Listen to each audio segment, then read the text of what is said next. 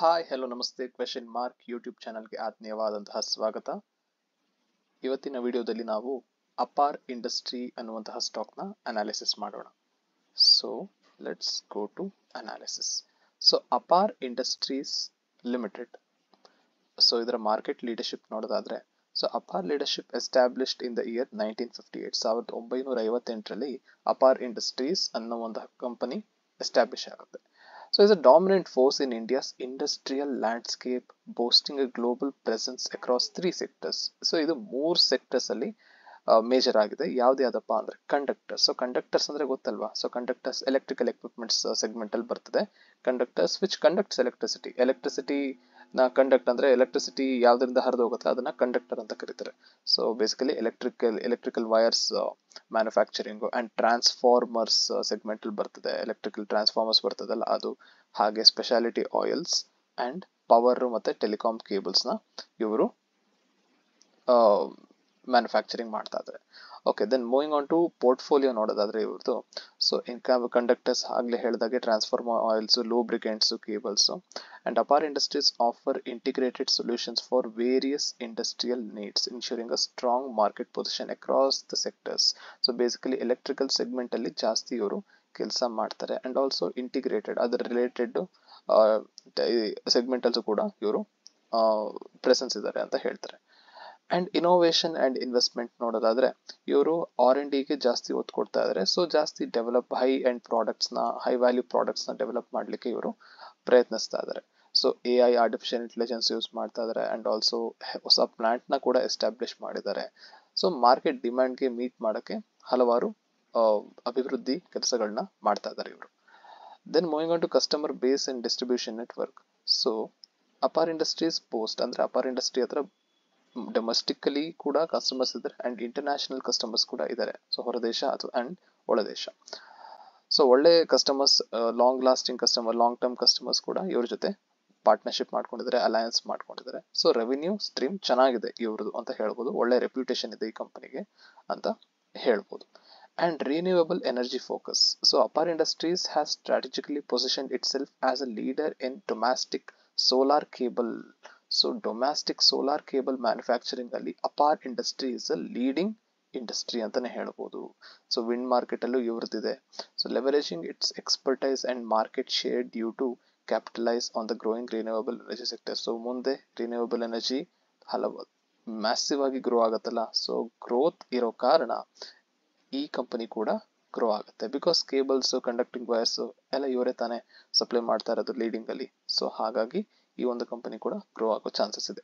So public transportation ventures, so including supplying cables for Vande Bharat ಟ್ರೈನ್ಸ್ಗೆ, so ಟ್ರೈನ್ಗೆ, ಆಮೇಲೆ bullet ಟ್ರೈನ್ಸ್ಗೆ, developing products for bullet trains. So ಇದು ಕೂಡ ಎಮರ್ಜಿಂಗ್ ಮಾರ್ಕೆಟ್ ಅಲ್ಲಿ ಒಳ್ಳೊಳ್ಳೆ ಆಪರ್ಚುನಿಟಿ ಕ್ರಿಯೇಟ್ ಮಾಡ್ಕೊಡ್ತಾ ಇದೆ ಮುಂದೆ.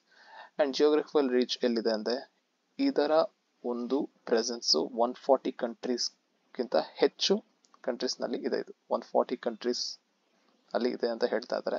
So south East Asia, middle East, Africa, America ಎಲ್ಲ ಕಡೆ ಇವರ ಒಂದು ರೆವಿನ್ಯೂ ಡಿವರ್ಸಿಫೈ ಆಗಿದೆ, ಹರಡ್ಕೊಂಡಿದೆ. ಓಕೆ, ಸೊ ಮ್ಯಾನುಫ್ಯಾಕ್ಚರಿಂಗ್ ಕೆಪಾಬಿಲಿಟಿ ನೋಡೋದಾದ್ರೆ, so capacity across various product lines including rubber cables, LT cables, HT cables, housing wires etcetera. And order book ಒಳ್ಳೆ inflow ಇದೆ. ಒಳ್ಳೆ like customers ಮತ್ತೆ ಕಂಡಕ್ಟರ್ಸ್ ಮತ್ತೆ ಕೇಬಲ್ ಸೆಗ್ಮೆಂಟ್ಸ್ ಅಲ್ಲಿ ಜಾಸ್ತಿ ರೆವಿನ್ಯೂ ಬರ್ತಾ ಇದೆ. ಅಂಡ್ ಬ್ರಾಂಡ್ ಅಂಬಾಸಿಡರ್ ಅಪಾರ್ ಇಂಡಸ್ಟ್ರಿಗೆ ರೀಸೆಂಟ್ ಆಗಿ ಸೋನು ಸೂದ್ ಗೊತ್ತಲ್ವಾ, ವಿಷ್ಣುವರ್ಧನ ಮೂವಿನಲ್ಲಿ ವಿಲನ್ ಆಗಿದ್ರಲ್ಲ, ಅಂಡ್ ಕುರುಕ್ಷೇತ್ರ ಮೂವಿನಲ್ಲಿ ಅರ್ಜುನನ್ ಕ್ಯಾರೆಕ್ಟರ್ ಮಾಡಿದ್ರಲ್ಲ, ಸೋನು ಸೂದ್ ಅವರು ಈ ಒಂದು ಕಂಪನಿಯ ಬ್ರಾಂಡ್ ಅಂಬಾಸಿಡರ್ ಆಗಿದ್ದಾರೆ. ಸೊ ಇದಾಗಿದ್ದು ಕಂಪನಿಯ ಅನಾಲಿಸಿಸ್. ಸೊ ಈಗ ಫೈನಾನ್ಷಿಯಲ್ ಅನಾಲಿಸಿಸ್ ನೋಡ್ಕೊಬರೋಣ ಕಂಪನಿದು. So Apar industry, so screener open ಮಾಡ್ಕೊಂಡಿದ್ದೀನಿ. ಸೊ ಸ್ಕ್ರೀನರ್ ಅಲ್ಲಿ ಅಪಾರ್ ಇಂಡಸ್ಟ್ರಿ ಅಂತ ಸರ್ಚ್ ನಲ್ಲಿ ಕೊಟ್ಟರೆ ಅಪಾರ್ ಇಂಡಸ್ಟ್ರಿ ಪೇಜ್ ಓಪನ್ ಆಗುತ್ತೆ.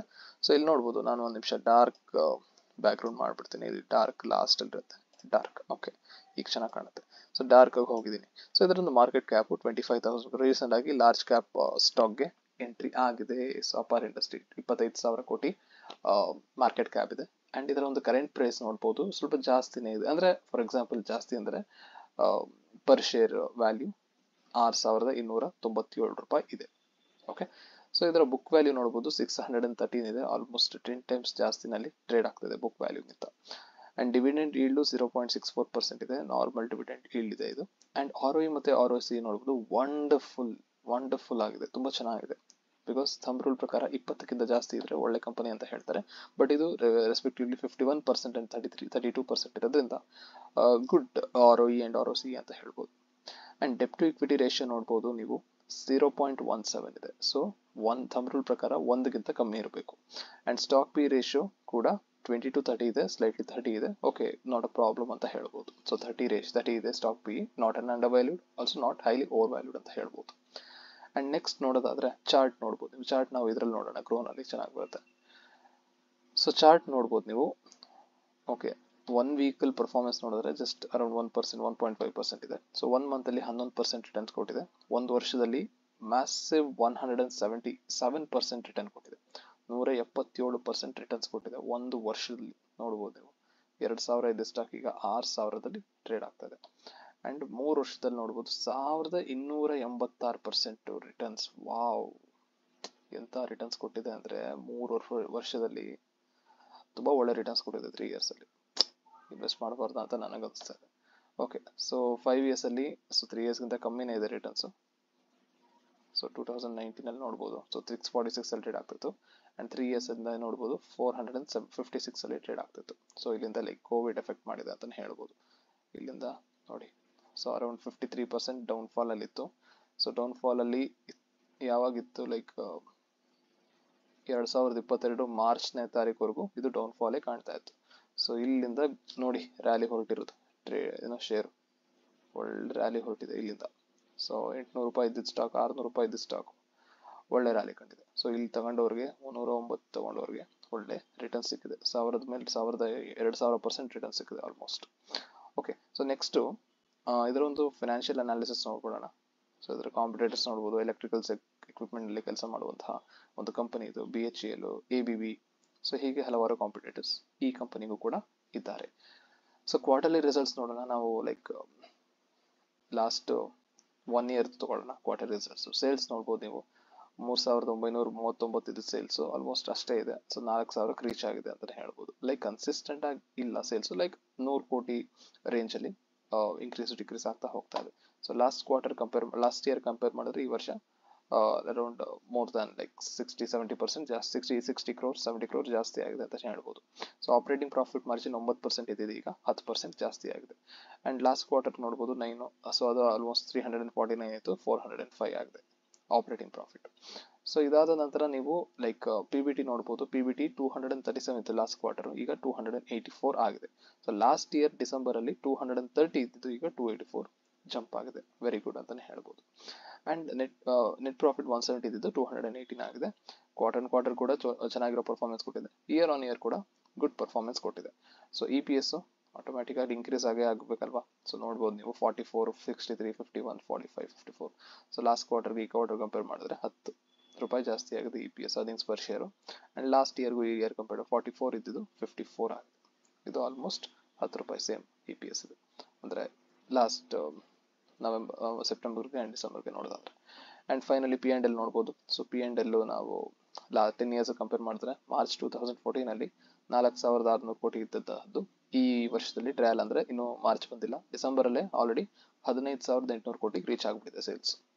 ಸೊ ಲಾಸ್ಟ್ ಇಯರ್ ನೋಡ್ಬೋದು 14,000 ಇದ್ದಿದ್ದು 15,000ಕ್ಕೆ ರೀಚ್ ಆಗಿದೆ. ಗುಡ್ ಪರ್ಫಾರ್ಮೆನ್ಸ್ ಅಂತಲೇ ಹೇಳ್ಬೋದು. ಆ್ಯಂಡ್ ಆಪರೇಟಿಂಗ್ ಪ್ರಾಫಿಟ್ ನೋಡ್ಬೋದು 10 ವರ್ಷದಿಂದ 307 ಇದ್ದಿದ್ದು ಈಗ 1,524 ಆಗಿದೆ. ಆ್ಯಂಡ್ ಇಯರ್ ಆನ್ ಇಯರ್ ಕೂಡ ಕಾನ್ಸ್ಟೆಂಟ್ ಆಗಿ ಇನ್ಕ್ರೀಸ್ ಆಗ್ತಾ ಹೋಗ್ತಿದೆ, ಒಳ್ಳೆ ಕನ್ಸಿಸ್ಟೆನ್ಸಿ ಮೇಂಟೈನ್ ಮಾಡ್ತಿದೆ ಅಂತಲೇ ಹೇಳ್ಬೋದು.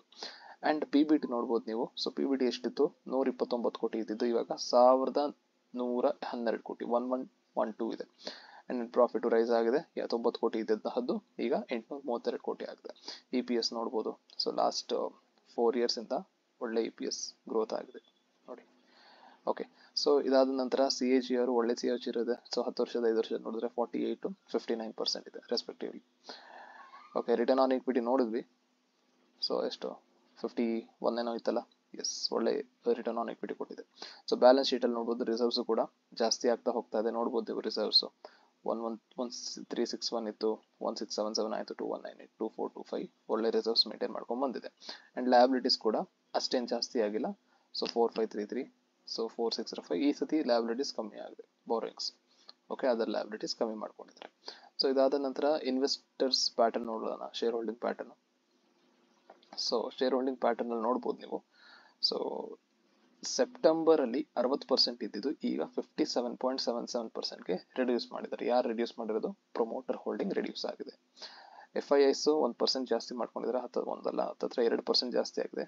ಡೊಮೆಸ್ಟಿಕ್ ಇನ್ಸ್ಟಿಟ್ಯೂಷನ್ ಅಂದ್ರೆ ನಮ್ಮ ಮ್ಯೂಚುವಲ್ ಫಂಡ್ಸ್ ಕೂಡ ಜಾಸ್ತಿ ಮಾಡ್ಕೊಂಡಿದ್ದಾರೆ, ಅದು 1.5%.